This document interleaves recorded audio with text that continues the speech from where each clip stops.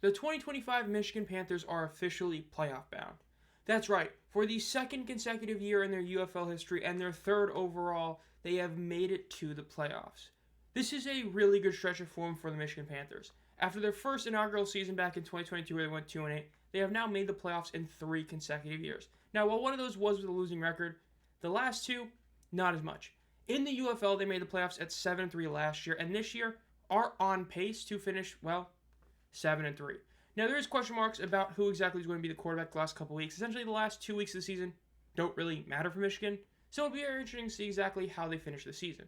But overall, they still can get the number 1 seed, though, because of an issue at Ford Field, they will not be able to host the playoff game. This is a big blow for the Michigan Panthers and their fans, obviously. The Panthers have been one of the 3 best home crowds in the entire league, and losing the ability to play at home even if they win the conference really does suck. Because if they end up beating Birmingham next week, they will clinch the 1 seed. It won't really mean anything aside from them, getting a claim to the 1 seed, but that's about it. So this is a major blow for the Panthers that does suck to see. Now, as for Michigan overall this season, it has been the Bryce Perkins show for the most part.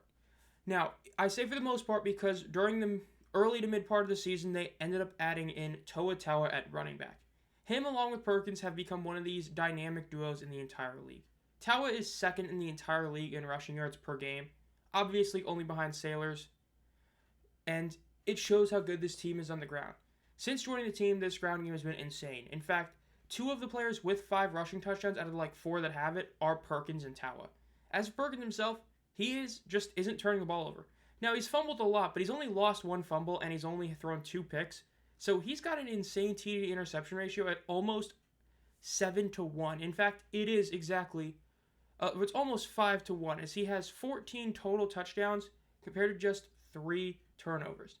A very respectable number and just incredible, especially with how the year has been for all quarterbacks. Adding his 109 passer rating, he has been the best quarterback in the league this year. Now, he might not win MVP due to the fact that, again, he might not play this upcoming week or even that much in Week 10, as he ended up resting in Week 8 due to a nagging ankle injury. Overall, though, this team's offense has been incredible this season. Third down percentage are the best in the league by 2% in yards per game. They're right behind DC. Now, there are some question marks with this team. Linebackers Javin White and Frank Gidna. While we know Gidna is done for the year, Javin White is a question mark. Speaks is expected to be back this week, which will be a huge boost for the defense, as the defense has, let's just say, not been as good as they were last year due to the injuries, yet this team is still up there. And again, they're heading back to the playoffs. Now, can they finally slay the beast that is the Stallions that have never lost to Michigan? We'll see. But overall, that'll do it for this one. Look out for the Birmingham Stallions playoff video tomorrow or today, depending on when this uploads. And as always, guys, have a great night. The Michigan Panthers have officially clinched a berth in the 2025 USFL Conference Championship